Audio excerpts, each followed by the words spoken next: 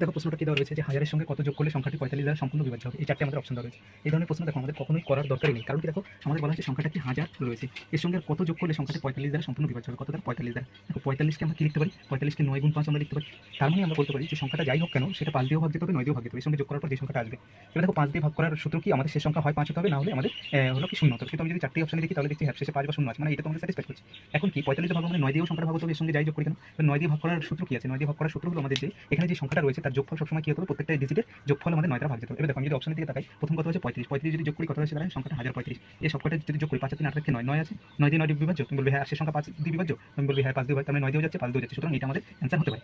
আমি পরেরটা দিয়ে চেক করি, পরেরটা কি রয়েছে? 20, অর্থাৎ কি জোড় হতে হবে। 20 যদি করি তাহলে কি হয়? পরের অপশন প্রথমেই আমাদের অ্যান্সার চলে এসেছে, তবু আমরা চেক করে দেব। পরেরটা যদি যোগ করি 20, তাহলে হাজারের সঙ্গে 20 যোগ করলে কত হয়? 1020, 1020। এই সংখ্যাটা 5 দিয়ে যাচ্ছে, তুমি বলবে হ্যাঁ 5 দিয়ে যাচ্ছে, কিন্তু 9 দিয়ে যায়, 2 রেখে 3 না 9 দিয়ে যায় না, সুতরাং এটা হবে না আমাদের। তৃতীয়টা 1010, এও কি 5 দিয়ে যায়? হ্যাঁ 9 দিয়ে যাবে না, 9 দিয়ে যাবে না, এটা হবে না। তারপর যদি 1045 করি, এটাও যদি দেখি তাহলে আমি কি বলবো? 5 দিয়ে যাচ্ছে কিন্তু 9 দিয়ে যাবে, 4